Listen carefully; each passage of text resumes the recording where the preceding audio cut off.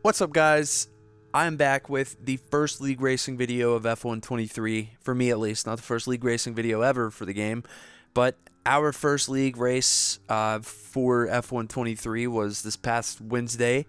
And the first race that we did in this game was Las Vegas, which is a bit bold, especially considering the fact that this season in my league we turned off racing line and ABS. So not only is this a brand new track that none of us have ever raced on, but a lot of people are racing without racing line, which, especially on a track that you don't know very well, can be a massive adjustment. So admittedly, it was probably a bit bold to have this as the first race of the season, but it was a track that is brand new, and frankly, I wanted to race it and thought it would be fun to do for a first race, and it is quite a bit of a spectacle, right? So, and I think it works out okay, but I think also it's fair to say that this race is pretty chaotic, and you will see a lot of that, and you'll understand why I'm saying that as you watch the video, but again, this is a track that none of us know, and we don't have racing line on and we don't have ABS on, so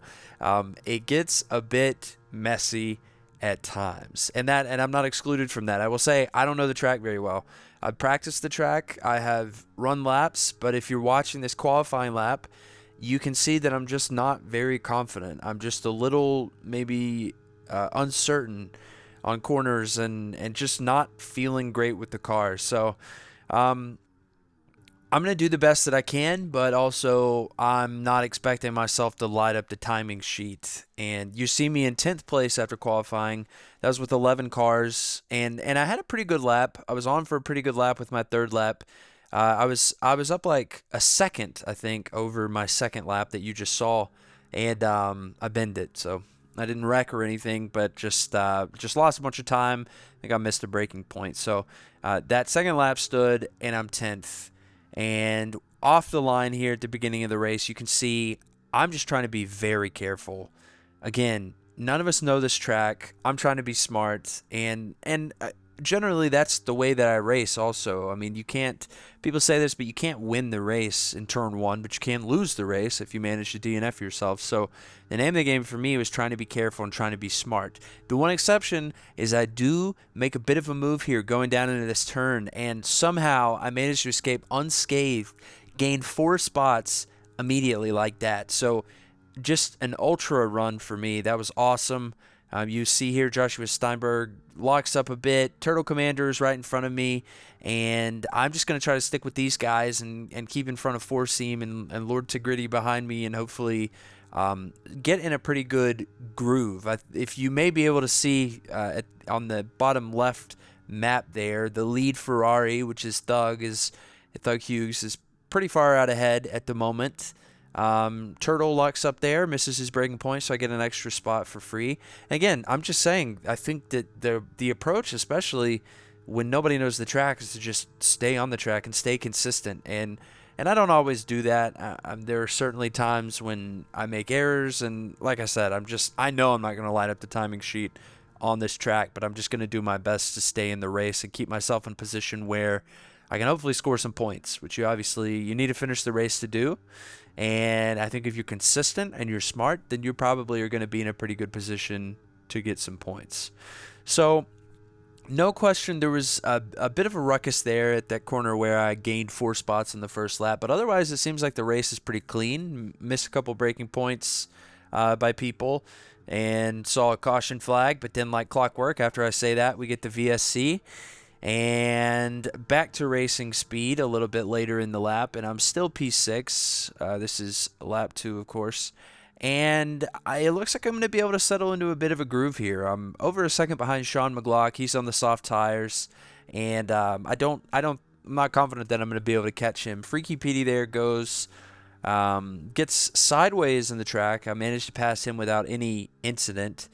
And I will say, this is one comment I have about this race. It seems like everything that could have gone right for me goes right, and everything that could have gone poorly for me doesn't go poorly, which is not always the case. If you've watched some of my videos, you've probably seen me get in situations where I don't necessarily do anything wrong, and get a bad result. You've also seen situations where I do something wrong and get a bad result, but a lot of times you just don't have a lot of luck. You see Sean McGluck also sideways there. So I'm up to P4, and I haven't really made any significant racing moves.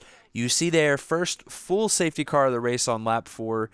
I kind of figured that was too early to pit. I think that Thug in front of me put on a new set of medium tires. I want to say that he started on softs, went medium for the second stint, which in retrospect might have, maybe I could have put on another set of mediums there.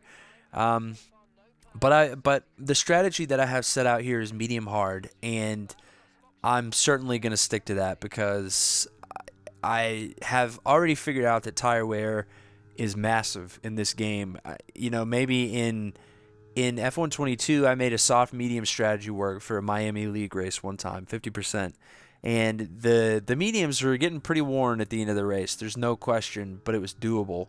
I think if I tried to do soft medium in this race, I would not have been able to stay on the track for one thing, but I think the tires might have popped. And I think that let's see, incident I want to say started Incident X started on hards, I guess. Or did he go? He might have gone soft hard. I want to say he goes on the mediums later. We'll see. Anyway, I think that Thug ultimately does a two-stop strategy, which, well, I don't think, I know that he does a two-stop strategy, which is smart, and I think you can make up the time. I don't know that I would have drastically changed my strategy, and this is another case where I'm talking about I just get really lucky, okay? I made contact with Joshua Steinberg there. It was sideways on track, but I managed to not get any damage, and I don't think you actually see it. I'm probably going to check my damage here when I get onto a straight, but I don't have any straight. I don't have any damage, which is, a bit unexpected. And I do end up pitting here for my hards. I figure 9 laps on the mediums, 16 on the hards is fine. And the safety car is just a really nice opportunity. Actually, no, I do a two-stop. I forgot this. So I'm sitting here talking about a one-stop, but I definitely do a two-stop because I went medium, medium, hard, and it was certainly doable. I don't know that I could have done.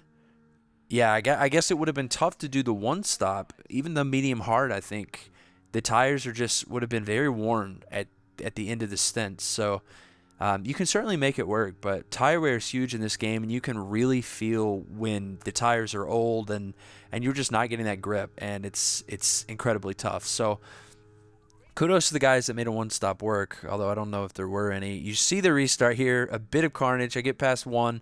Joshua Steinberg locks up a bit, so I gain a lot of time on him. So I'm P5. We are on lap 11 right here, and I'm just going to do my best to keep up with him and get past him if I can. And you notice he's got the 5-second penalty, so I've got at least a little bit of benefit there that I should pick up if I can stay within 5 seconds of him for the rest of this race.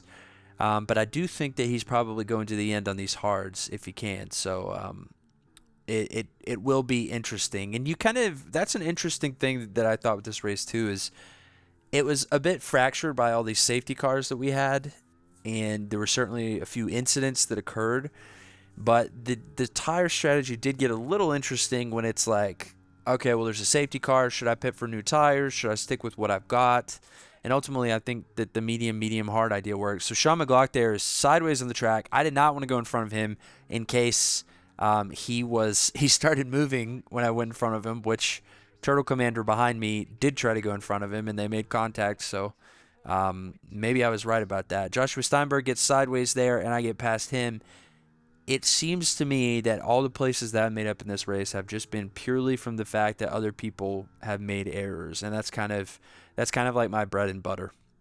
I go in lap 18 for new tires. Again, at this point, my tires were cooked. Sean McGlock is 24 seconds behind me. I figure I'm not going to lose that much time with the pit stop, so I can go into new hard tires and stay in front of Sean McGlock. And hopefully at the end of the race, his mediums will have fallen off to the point that I will be completely fine. And honestly, I fully expected him to pit. I expected him to cover my pit with hard tires of his own because he wasn't really gaining time on me when we both had on the mediums. And he does gain a little bit of time on me here, but it's because my tires are 165 degrees because I just came out of the pits onto fresh hard. So Um, it's definitely going to take them a minute to get warmed up to racing speed. But I was fully expecting Sean McLaughlin to pit because those medium tires are going to be a bit cooked. So you see me cycle through a few laps here. Sean McLaughlin is definitely gaining time on me. At the front of the pack, you see Thug is on the mediums as of lap 21, but goes into the pits, takes the softs. Incident, it looks like, does not take new tires. So Thug comes out of the pits, immediately passes his teammate Incident. And Thug is just he's off to the races. Those softs are going to take him to the end of the race. I don't think there's any way he doesn't get the fast lap. But I'm a lot more worried about what's going on behind me. Sean McLaughlin has got this 3-second penalty for track limits violations. But I do feel like I have my work cut out for me to stay in front of him because he, frankly, has historically been faster than I am. And I'm used to racing with no racing line and no ABS. So there's a possibility here that he won't be able to catch up with me, but I'm sort of preparing for that and expecting that. And the idea is basically let me stay in front of this guy for as long as I can, and then once he gets past me, maybe I can stay with him in DRS range so that I can stay within 3 seconds of him and come back up to P3 after he gets his penalty applied post race. So that's my thinking. That's my plan. And I'm a lot more comfortable on this track at this point in the race. I mean, like I said, I practiced for this race, but I never was feeling awesome about the track. By lap 23 of this race, I was feeling a little bit more comfortable. And you might have seen Sean McLaughlin. I want to say he missed a braking point or something, and he ultimately just goes in for the soft tires. I think probably going for the fast lap there because he realized that he couldn't catch me. So I think that's probably a good strategy by him. You'll have to keep watching. It looks like Doug picks up his fast lap there. So I'm pretty much cruising to a P3 at this point. And all of a sudden, I see the yellow lighting up this sector here in front of me. And Incident is not moving. He's at the side of the track, and he is not moving. And as I come up, it is very clear that he has had an absolute moment here and has lost almost 10 seconds. I mean, he must have been completely sideways or backwards or something. And I talked to him about it after the race, and his tires were on something like 70%, 68, 69, 70%, something like that. So I made the comment that I kind of was surprised that he didn't pit off of those mediums onto softs or something because he had the time in front of me. He could have done it, especially after I pitted. But he didn't pit. And ultimately it came back to bite him because tire wear is so big in this game, and he just couldn't keep it on the track. So I get the benefit there. I end up P2, huge podium to start the season. Just tried to stay consistent, tried to keep it on the track, and ultimately got a really good result. And driver of the day as well, so that's always nice. But if you look at the timing sheet here, Thug with the fast lap was a 36.6. I was a 39.0. So I had the slowest fast lap of the 4 finishing drivers, but got P2 because I do think that I was pretty consistent with it. And Sean McLaughlin ended up having a moment. Incident obviously had that moment on the last lap, and I was able to take advantage of it. But this race was very chaotic for the beginning part. It was pretty lonely driving for really the second half of the race, but I think that was where I really found some comfort and was able to build a nice lead and ultimately take advantage of Incidents being on old tires. So good race, good start. I'm looking forward to more and looking forward to tracks that I know a little better too.